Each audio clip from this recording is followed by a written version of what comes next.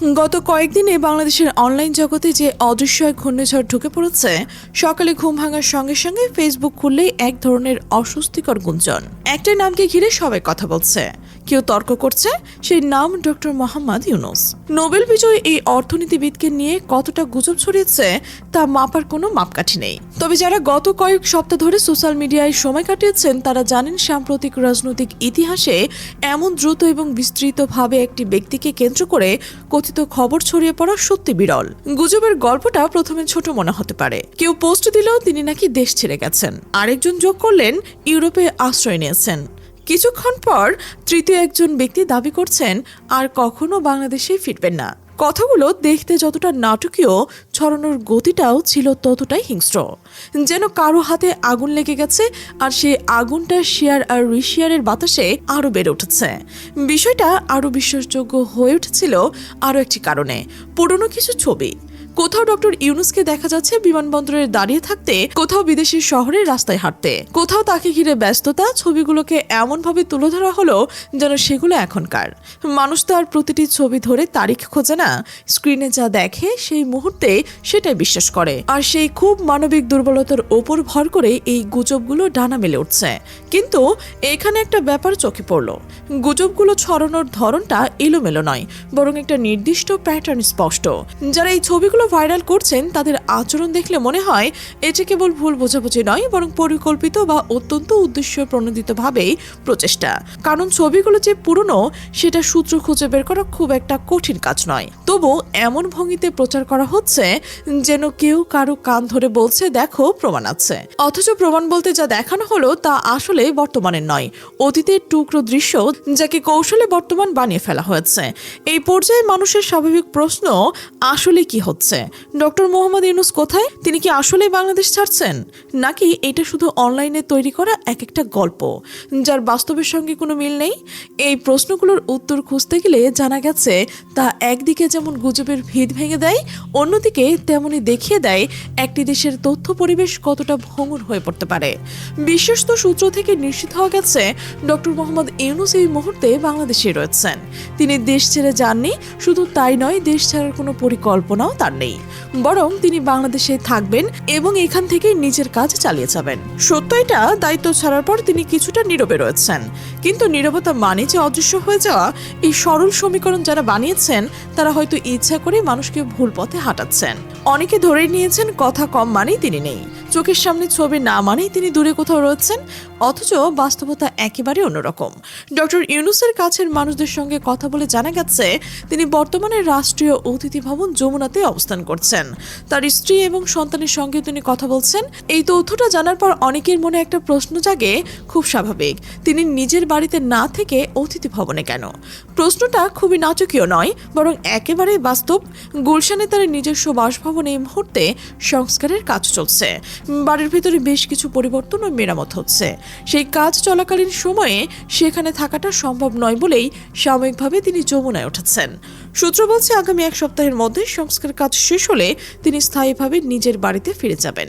এই পুরো ঘটনার আরো একটা বড় ভুল ধারণা ছড়ানো হয়েছে, দায়িত্ব ছাড়া মানেই বুঝি থেমে যাওয়া। কিন্তু ডক্টর মোহাম্মদ ইউনূসের ক্ষেত্রে সেটি সত্য নয়। তিনি নিষ্ক্রিয় হয়ে বসে নেই, বরং তার পরিকল্পনা অনুযায়ী আগামী সপ্তাহ থেকে তিনি তার নিজের হাতে গড়ে তোলা প্রতিষ্ঠান ইউনূস সেন্টারে নিয়মিত কাজ শুরু করবেন। ইউনূস সেন্টার তার জীবনের গুরুত্বপূর্ণ কাজের কেন্দ্রে থাকা এক প্রতিষ্ঠান, যেখান থেকে তিনি তার বহুল আলোচিত 3-0 ধারণাকে সামনে রেখে কাজ করতে চান। 3-0 বলতে সেটাই বোঝানো হয়, জিরো প্রপার্টি, জিরো আনএমপ্লয়মেন্ট এবং জিরো কার্বন এমিশন। এই তিনটি লক্ষ্য অর্জনের জন্য তিনি দীর্ঘদিন ধরে কাজ করে যাচ্ছেন এবং সেই কাজ থামানোর কোনো ইঙ্গিত নেই। যারা ভেবেছিলেন নীরবতা মানেই বিদায়, তারা আসলে তার কাজের ধরনটাই বুঝতে চাননি। কথার চেয়ে কাজকে তিনি সব সময় বড় করে দেখেন। আর ঠিক এখানেই গল্পটা নতুন মোড় নেয়, কারণ একই সঙ্গে একটি সফর সংক্রান্ত তথ্য সামনে এসেছে।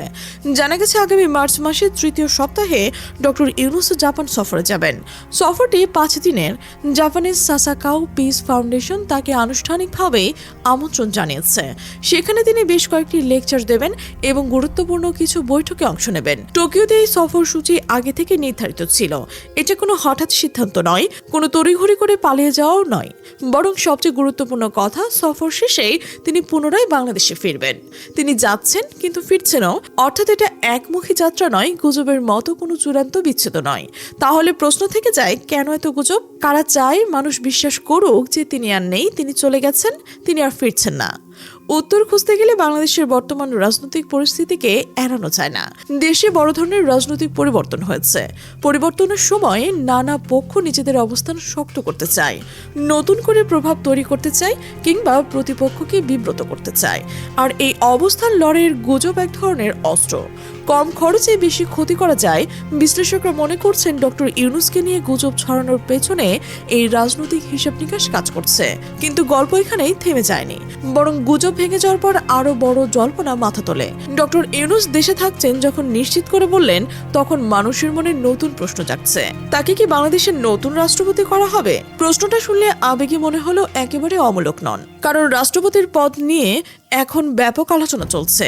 কে হবেন পরবর্তী রাষ্ট্রপতি, এ নিয়ে নানা মহলে জল্পনা কল্পনা শেষ নেই। আর ডক্টর ইউনূসের নাম এই তালিকায় থাকবে এমন ধারণা অনেকেই করেছিলেন, বিশেষ করে তার আন্তর্জাতিক পরিচিতি, নোবেল জয় এবং ব্যক্তিত্বের কারণে। কিন্তু খোঁজ খবর নিয়ে যা জানা গেছে তাতে চিত্রটা ভিন্ন।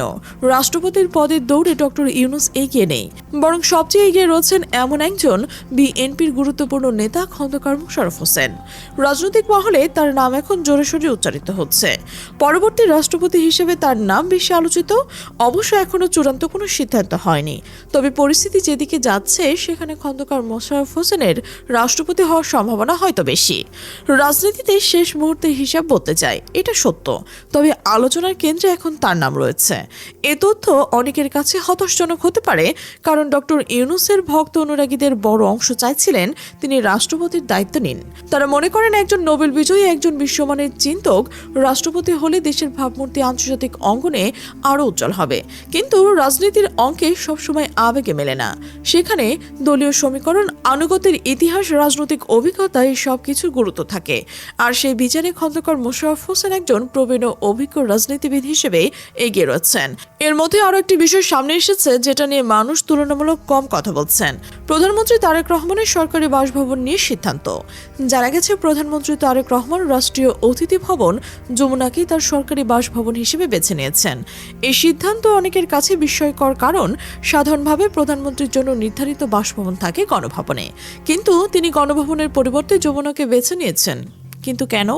কেউ বলছেন নিরাপত্তার বিষয়, কেউ বলছেন ব্যক্তিগত পছন্দ, আবার কেউ এটাকে কৌশলগত সিদ্ধান্ত বলে ব্যাখ্যা করছেন।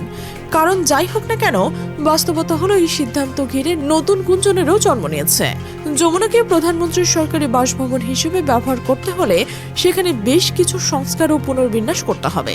অতিথি ভবন আর স্থায়ী সরকারি বাসভবন এক জিনিস নয়। প্রধানমন্ত্রীর দাপ্তরিক কাজ পরিচালনার জন্য যে ধরনের অবকাঠামো দরকার তা গড়ে তুলতে হবে, নিরাপত্তা ব্যবস্থা জোরদার করতে হবে, যোগাযোগ ব্যবস্থা, মিটিং রুম, কনফারেন্স হল সবকিছুই প্রধানমন্ত্রীর প্রয়োজন অনুযায়ী সাজাতে হবে। সূত্র বলছে এই সংস্কার প্রক্রিয়া সম্পন্ন হতে আনুমানিক 2 মাস সময় লাগতে পারে। তবে সংশ্লিষ্ট কর্মকর্তারা সময়সীমা কমিয়ে আনার চেষ্টা করছেন।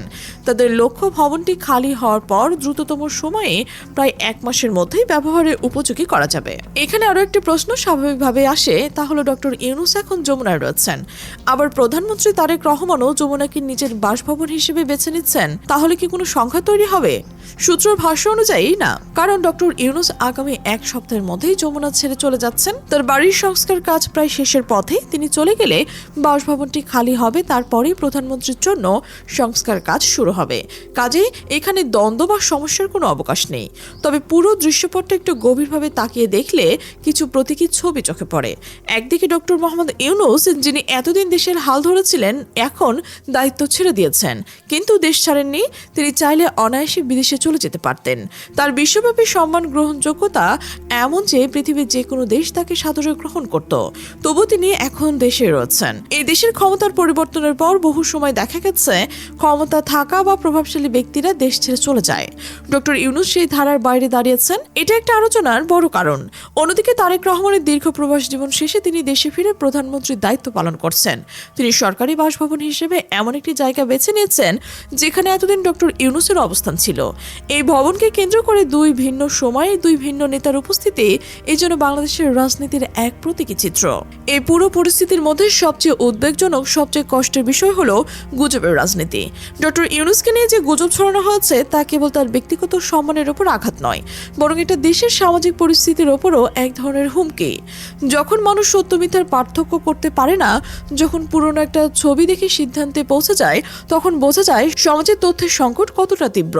আজ যে গুজব ডক্টর ইউনূসকে নিয়ে, কাল সেটা অন্য কাউকে নিয়ে, সবশেষে আবারও মূল কথায় আসা যাক। এভাবে জনমতকে বারবার বিভ্রান্ত করা যায়, আর এই বিভ্রান্তি যখন অভ্যাসে পরিণত হয় তখন গণতান্ত্রিক আলাপও ক্ষতিগ্রস্ত হয়।